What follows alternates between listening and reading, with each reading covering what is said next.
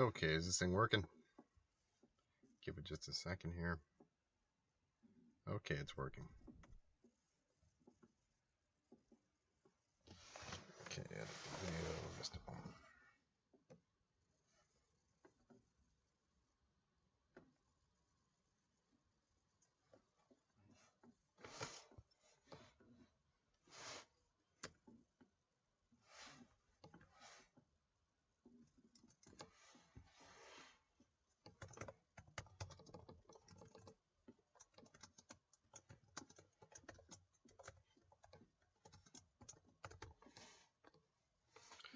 Here we go, and tonight we are talking about the importance of leakers for the U.S. political machine.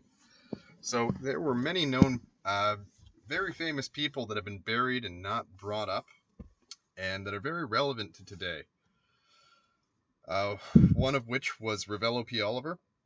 Another one was George Lincoln Rockwell. Both had connections to military intelligence as well as intelligence agencies such as the OSS and FBI.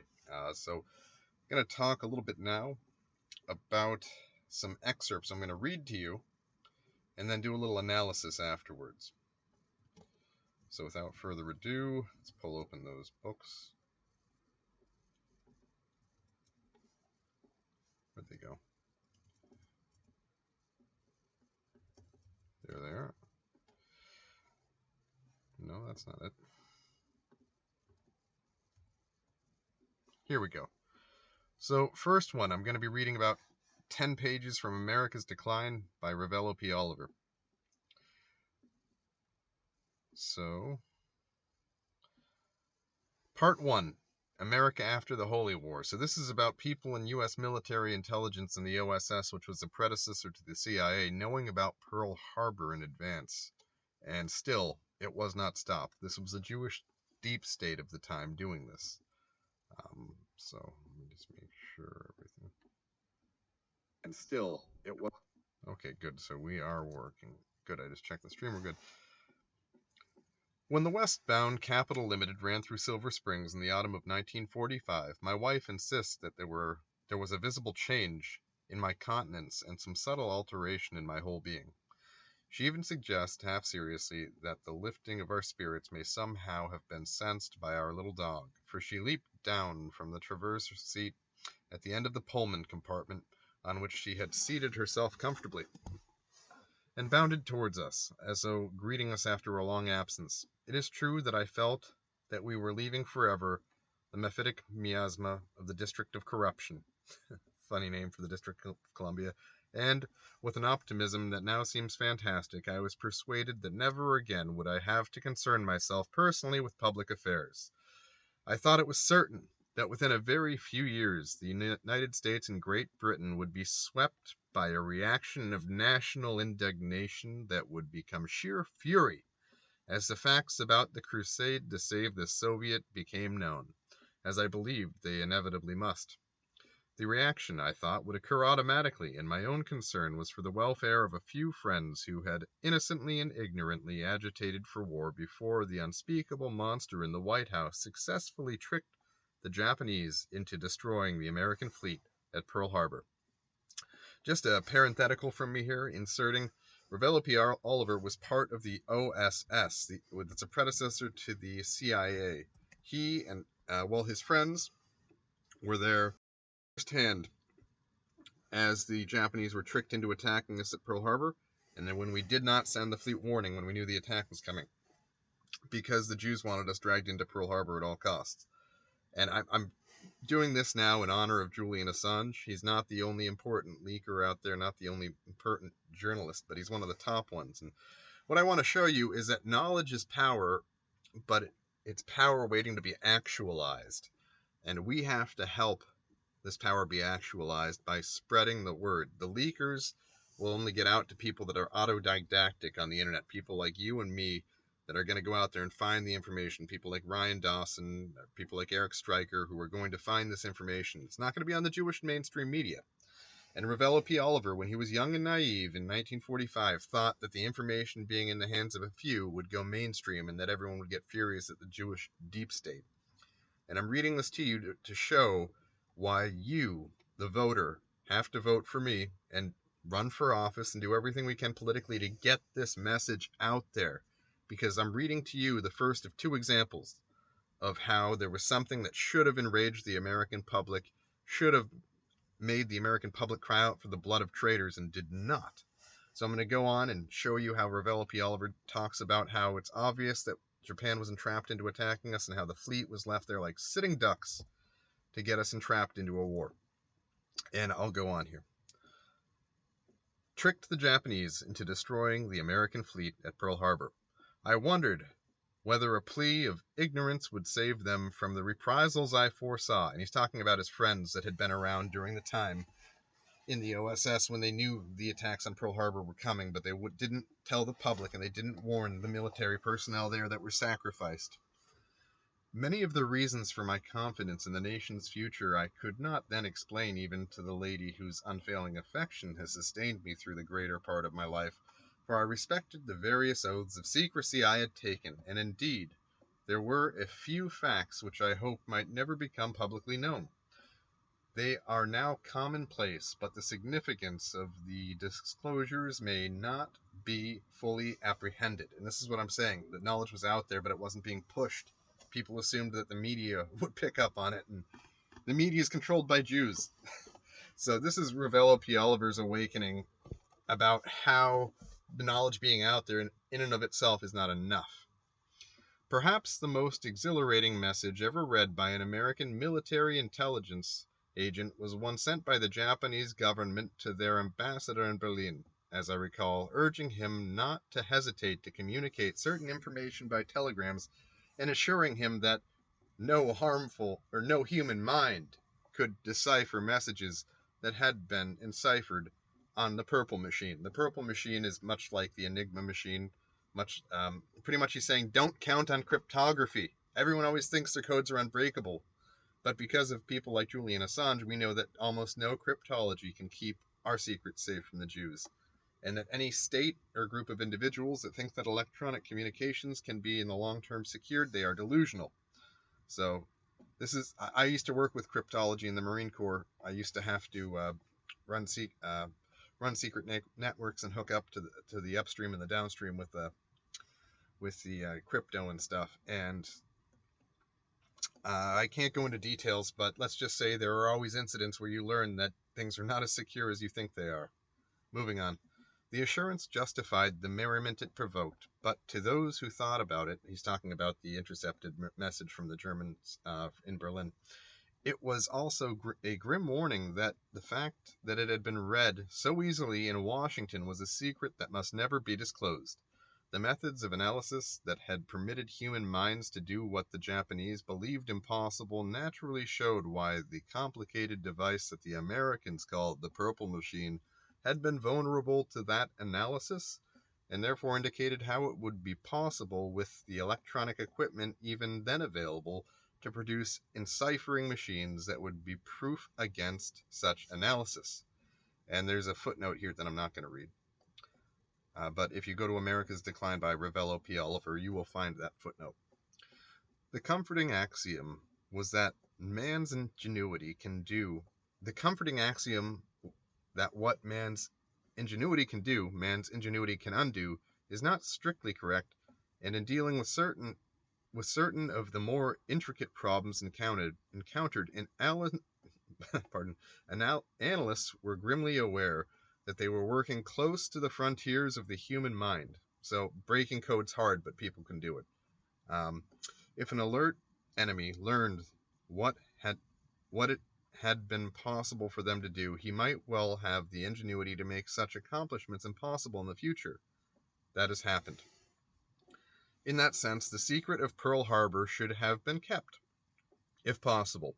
Everyone now knows, of course, that the message to the Japanese ambassador in Washington warning him that Japan was about to attack the United States was read by a military intelligence not long after the ambassador himself received it, and that the frantic cover-up involving some successful lying about details was intended not to preserve the secret, but to protect the traitors in Washington who made certain that the Japanese attack, which they had labored so long to provoke, would be successful and produce the maximum loss of American lives and destruction of American ships. So the people weren't afraid that the Japanese would learn that they had cracked the code. The people in military intelligence that were subservient to the Jews were afraid the public would find out that they had learned the ability to crack the code. So the Japanese learning that the Americans had been able to break the code in the OSS of the Japanese encryption machines, the Purple Machine, would lead to the American public knowing, and that was a real motivation for making sure that the Japanese didn't find out their codes were broken, because it would lead the American public to crucify the Jews who were behind the sacrifice of our men at Pearl Harbor. And here they were hoping for maximum loss of American lives. Depending on which poll you look at, 92 to 88% of Americans were opposed to the involvement in the Second World War, especially the war in Europe. And this is like 9/11. No one wanted to go to war in Iraq. No one wanted to go to war in Afghanistan. They needed an atrocity to make it happen, to get us over there, to get us in the war for the Jewish deep state. So this is once again tonight dedicated to Julian Assange. It would not have been necessary to divulge the military secret to expose the treason and punish the traitors.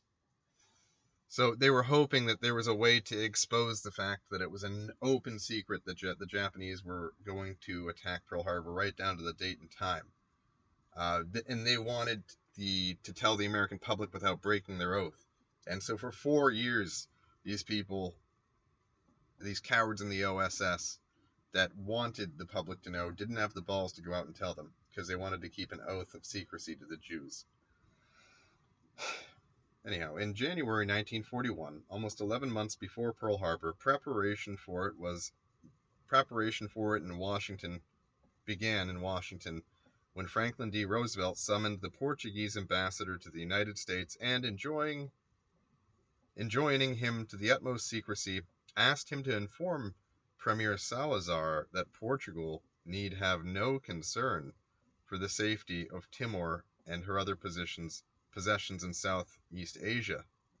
The United States, he said, had decided to crush Japan forever by waiting until her military forces and lines of communication were stretched to the utmost, and then suddenly launch an all-out war with massive attacks that Japan was not and could not be prepared to resist.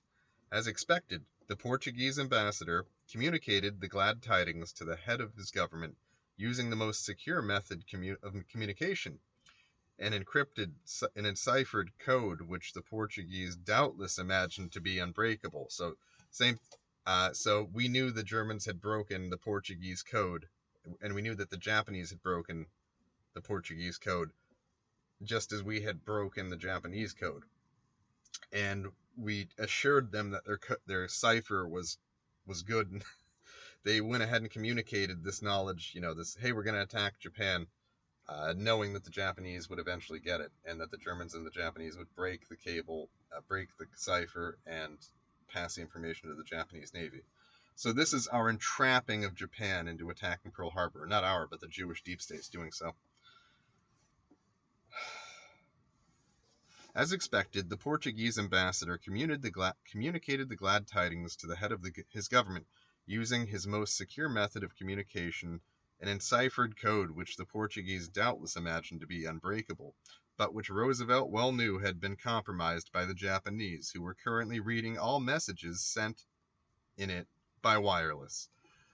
The statement, ostensibly entrusted in strict secrecy, this is like NATO secret level of classification, ostensibly entrusted in strict security to the Portuguese ambassador, was of course intended for the Japanese government.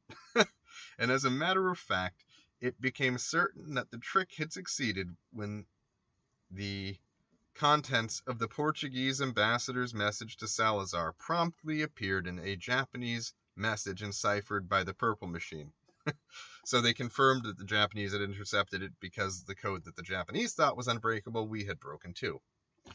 Roosevelt had only to wait for Japan to act on the quote-unquote secret information about American plans thus given her, and to order naval movements and diplomatic negotiations that would appear to the Japanese to confirm American intentions.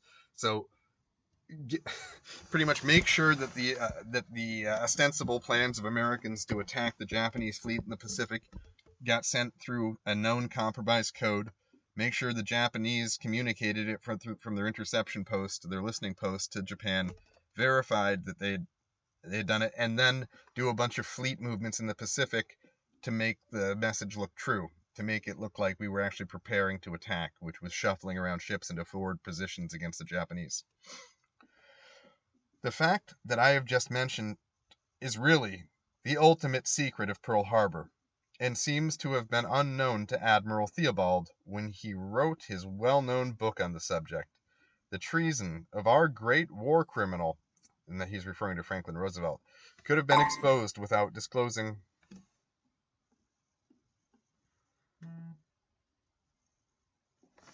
Just a moment here, I apologize.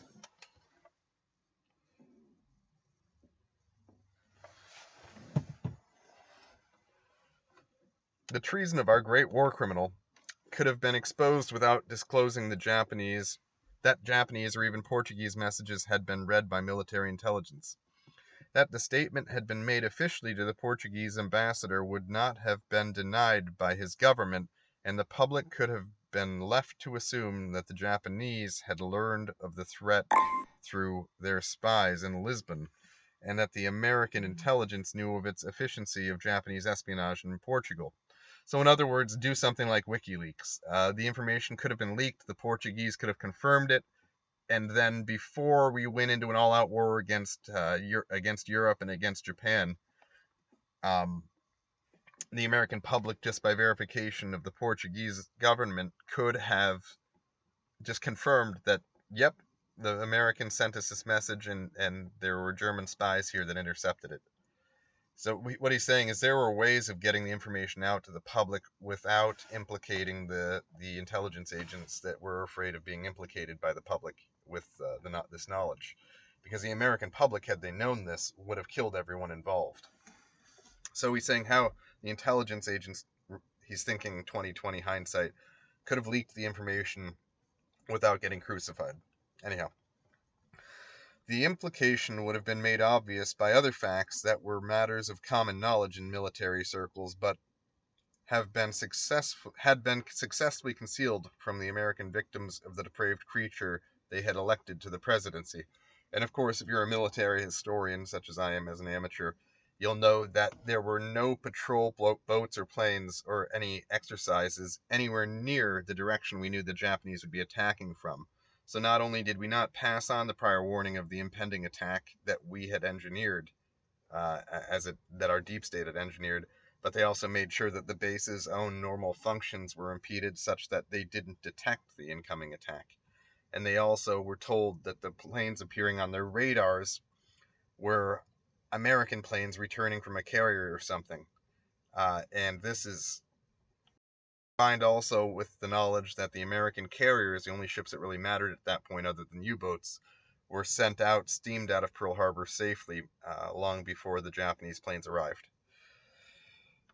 As is now well known, he had, beginning in 1934, he's talking about FDR, meddled assiduously in the diplomatic affairs of Europe, in conspiracy with a person of half-English ancestry named Winston Churchill. Winston Churchill was part Jewish, is what he's saying.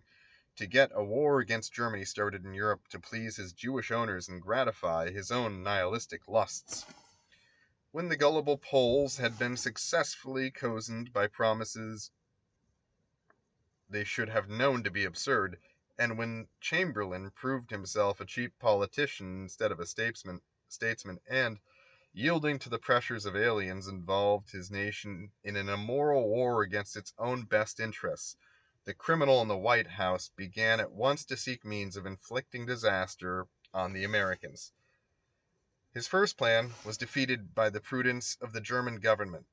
While he yammered about the evils of aggression to the white Americans whom he despised and hated, Roosevelt used the United States Navy to commit innumerable acts of stealthy and treacherous aggression against Germany in a secret and undeclared war, hidden from the American people, hoping that such massive piracy would eventually so exasperate the Germans that they would declare war on the United States, whose men and resources could have been squandered to punish the Germans for trying to have a country of their own.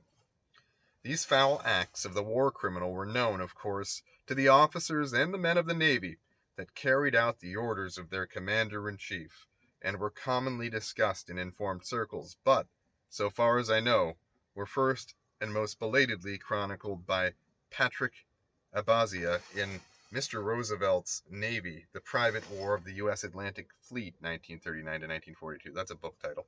Published by the Naval Institute Press in Annapolis in 1975.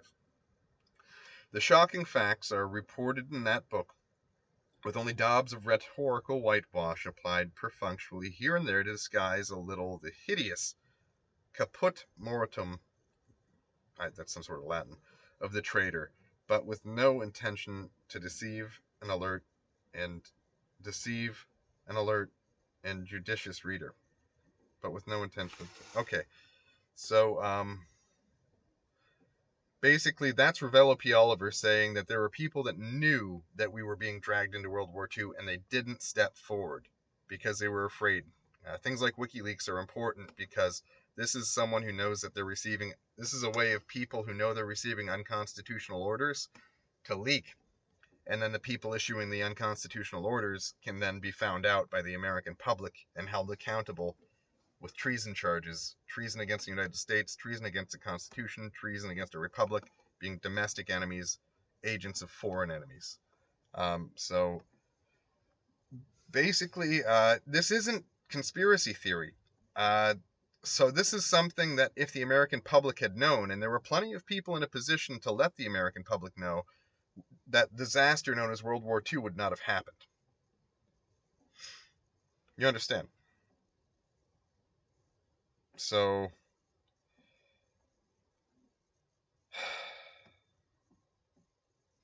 we're going to move on here to the next important quote, or the next important excerpt.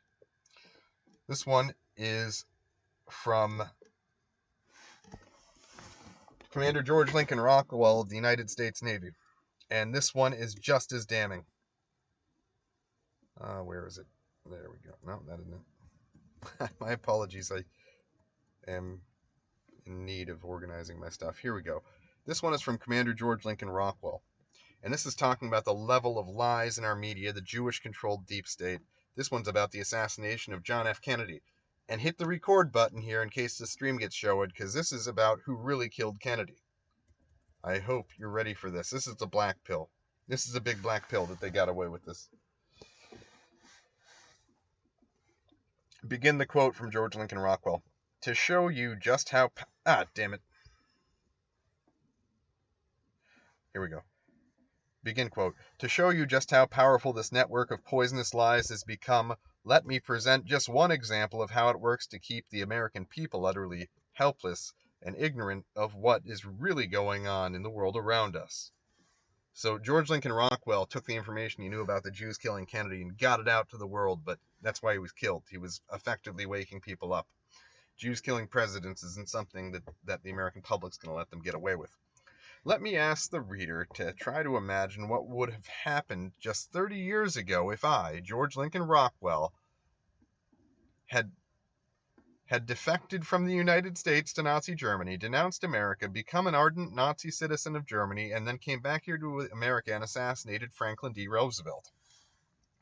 Does anyone imagine that our government and every organ of our press would have been insisting over and over that the assassination of Roosevelt was the act of just one man, me, and had nothing to do with the Nazis, as they keep insisting that Oswald was a loner and had nothing at all to do with world communism, although there is plenty of evidence that communism makes a business of assassinations, and that Oswald was a most vital part of the international communist apparatus. And communism's Jewish, by the way. I can prove that to you, but we'll move on here. To give the reader an inside peek into just how false our whole information network when it comes to anything involving race or communism is, let me set forth the known facts behind the assassination of President Kennedy, and you judge how the lie machine has misled America. In the Jew-dominated Bronx, New York, when he was an adolescent youth, Lee Harvey Oswald admitted that his dark journey into communist terrorism began. He was handed a pro-communist leaflet on behalf of the two convicted Jewish communist spies, Julius and Ethel Rosenberg, who were finally electrocuted for treason at Sing Sing prison. Oh, they were electrocuted. I thought those Jews were gassed. Okay, those Jew traitors got electrocuted. Sing Sing. I think Sing Sing's near here. Isn't that near me here in California? Or is that New York? Oh, well. After reading the communist pamphlet on behalf of the Jew communist Rosenbergs, Oswald was inspired to obtain and read the works of Marx and Lenin. Later, in Dallas, Oswald boasted that Das Kapital had become his Bible. Instead of enjoying normal American pursuits and interests, young Oswald began to soak his mind in the fanatic class hatred of communism. All millionaires were enemies of the people, tyrants who should be killed. The juggernaut that would, on November 22, 1963, blast out the brains of an American president, a millionaire, was launched in New York's Bronx from the pages of the Communist Manifesto, Rosenberg literature, and Das Kapital. Continually soaking himself in the poisonous communist hatred, Oswald became a typical young, liberal pseudo-intellectual. In the Marine Corps, his commanding officer, First Lieutenant John E. Donovan, had told how Oswald, just like the young leftist college students I meet all the time, was full of liberal, Marxist, and intellectual conceit, an arrogant attitude of superiority to all non-Marxist humanity. In October 1959, full of hatred for the capitalist United States, Oswald traveled to the Soviet Union, turned his passport into the U.S. Embassy, denounced his native America, and applied for Soviet citizenship. In a press conference in Moscow, he heaped abuse on the United States of America, said its peoples were bigots and exploiters, and scorned everything American. Getting a work assignment is difficult in Russia. Oswald, however, had no trouble once he made friends with Soviet factory boss Alexander Tsager, whom Oswald describes in his diary entry of January 13, 1960, as a Polish Jew. This Jew gets Oswald a top job in his factory. Believe it or not, Oswald also gets regular payments from the quote-unquote Red Cross while in Russia. Portrait of the assassin, General Ford, page 51. That's the reference. In Kiev, Russia, the Soviets maintain a school for terrorists and assassins. While ostensibly living in Minsk, Russia, Oswald made frequent trips of long duration to Kiev. Oswald, strangely enough, in the Soviet Union was granted a most extraordinary privilege, especially for a non-citizen. He was allowed to use a rifle and practice target shooting. In Oswald's diary of October 18, 1960, Oswald records that he is in love with a Jewess, Ella German. He becomes infatuated with her while running around with the Jews with whom he works and their Jewish friends, but she will have none of him. He winds up carrying a torch for this Jewish, and soon resorts to the traditional method of rebounding. On April 13th, Oswald married an attractive Russian woman, Marina Pluskova, and had a child. After 2.5 years in the Soviet Union, Oswald suddenly asked the Soviet government for a favor almost never granted. He wanted to get an exit visa for his Soviet wife and child to return to the USA. Amazingly, he had no difficulty whatsoever in getting this rare permission. He then wrote to Senator John Tower demanding help in returning to the United States. Senator John Tower. There was a man who committed naked treason, denounced his native land, turned in his passport, and was still openly contemptuous of the United States, its people, its government, and its ideals. Nonetheless, tremendous forces went to work, and the U.S. Embassy in Russia gave Soviet-loving Oswald his passport back. As if it were not enough, Oswald thereupon asked for and got from the very government he had denounced and betrayed $435 to return to the United States of America. The State Department of the United States government then issued a special non-quota immigration permit for Oswald to bring his wife, Marina, into the United States, so the Jew State Department bypassed immigration for his wife, too. Just for the purpose of this is parenthetical. Just for the purpose of comparison, let the reader note the way I was hunted down and thrown out of England in 1962 by the British government. Although I am no criminal, nor in any way disloyal, while American Jewish trader Soblin was pampered in every way while I was there in England and refused to turn him over for deportation to the United States, even while I was being shipped out. So the British were housing a Jewish trader that that should have been extradited to the United States to face execution for treason. But they had to deport Rockwell because he was talking about Jewish communism. And by the way, this is around the time when the Soviet Union was in high swing purging Jews from its government. So there were obviously Jews in the State Department working with Jews in the USSR to get Kennedy assassinated for opposing Zionism and for forcing the predecessor to AIPAC to register as foreign agents. Also, he was aware of the Jewish thefts of strategic nuclear resources from the United States and also wanted to stop the nuclear weapons program in Dimona in Israel. Hang on, moving on. Trader Oswald and his wife arrived in the United States on June 13, 1962, and proceeded to Dallas. That's where Kennedy was shot in the head. The record shows that Oswald told a public stenographer that in 1962, an engineer in the area offered to publish a book about the Soviet Union to be written by Oswald. It just happens that a man named Michael Paine, is an engineer who claims that he did not meet or know Oswald until a left-wing pro-Castro party in 1963. Oswald, having recently returned from the Soviet Union, was invited to a Russia-loving, and this is back then when Russia was synonymous with the USSR, Russia-loving Castrite party, and all the local lefties, pro-communists, and other Unitarians, Quakers, and peace workers attended to meet Oswald and his Russian wife.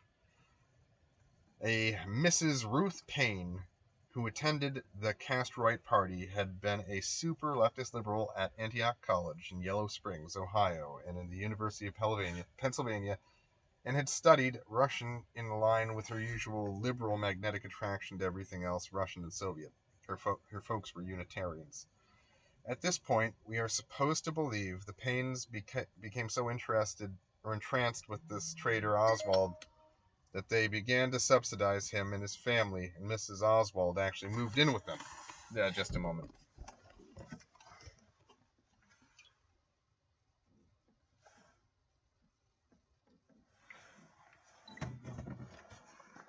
At this party, during this time, when Mrs. Paine and Marina Oswald with Mrs. Paine and Marina Oswald amiably chatting every day in Russian only, Oswald obtained and lost several jobs and traveled to New Orleans, the city with the largest port and concentration of communists in the South. Here Oswald contacted the Communist Party and the Fair Play for Cuba Committee at 799 Broadway in New York City. The Fair Play for Cuba Committee now claims that Oswald's activity in New Orleans were in no way authorized by the committee. Yet there are 6 lengthy letters from Oswald to the committee, which are published in the New York Times of December 9, 1963, page 38, which make it perfectly obvious to anyone of normal intelligence that Oswald was working hand in glove with the Fair Play for Cuba Committee.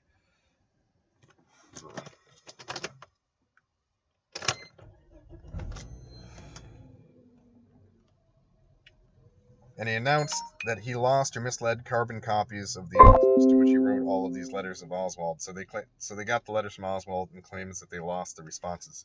During this period, Oswald had his photograph taken holding up a rifle and his favorite newspaper, The Militant. The Militant is a newspaper of the Trotskyite Communist Socialist Workers' Party, and its title is a clear enough indication of its nature. The Trotskyite Communist members of the Socialist Workers' Party, about 90% Jews and Negroes, are violently militant and scorn the more subtle activities of the regular Communist Party in Soviet Russia as too slow. So these are hardcore communists, hardcore Jewish communist Trotskyites, which is the most virulent form of internationalist communism, and some useful idiots they had found from the black community. They are passionate adherents of Trotsky's doctrine of international violent revolution. This was the initial form of spreading communism. The Comintern organized revolutions in Eastern and Central Europe all throughout the 1920s and 30s. Moving on. The Chinese communists, the African communists, and the Castro are also violent adherents of this bloodthirsty Trotsky doctrine of bloodshed, murder, and assassination. I went to the Library of Congress and obtained a copy of The Militant the communist newspaper with which Oswald proudly had his picture taken with his assassination rifle. Here is a quotation from the filthy communist rag. Judge for yourself what kind of hate killed President Kennedy, and will kill us all if we don't put an immediate and complete stop to this sort of incitement. And this is the quote from the article. What would Castro do about racism if he were president of the United States? May I draw a word picture of what we're really talking about when we say decolonize America now? Let us imagine that in November 1960, Fidel Castro, instead of John F. Kennedy, had been elected president of the U.S. on the basis of his clear record of eliminating all racial barriers in Cuba and stopping police brutality. About 95% of the cops in the country, blacks and white, north and south, would catch the first planes to escape persecution and talk to police here in the Bay Area about what it's like to live in a completely upside down clown world. I'm sure a lot of them are ready to leave here too. Many of them would wind up in South Africa as refugees. This is before the communist takeover of South Africa under the ANC. There they would find a political and racial climate wholly compatible and congenial. Okay, so here they do some more quotes from this article, just showing what type of communists that Oswald was involved with.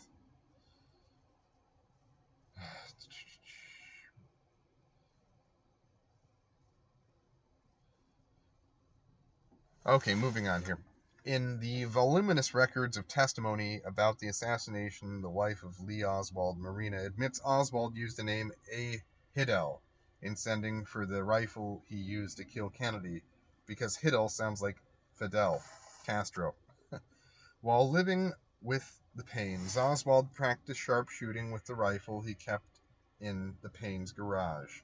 He took a pot shot at General Walker, ran home, and boasted of the fact to his Russian wife, explaining that Walker needed to be wiped out for his extremist right-wing anti-communist and fascist views.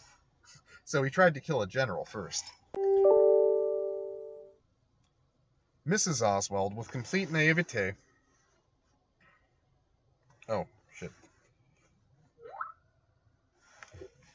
And my computer stopped scrolling.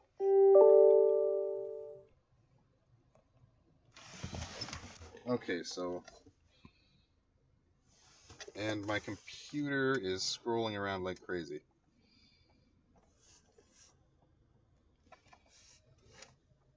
Okay, my computer's acting weird. Just a moment here. So I've got Ryan Dawson contacting me. So I am going to actually close down this stream and make... Actually, let me see if there's a way of inviting him to this. Is there a way to make this into a... But I've got Ryan Dawson contacting me now, and I'd like to invite him onto the stream. And I don't know how to do that without... Is there a way to invite him to this?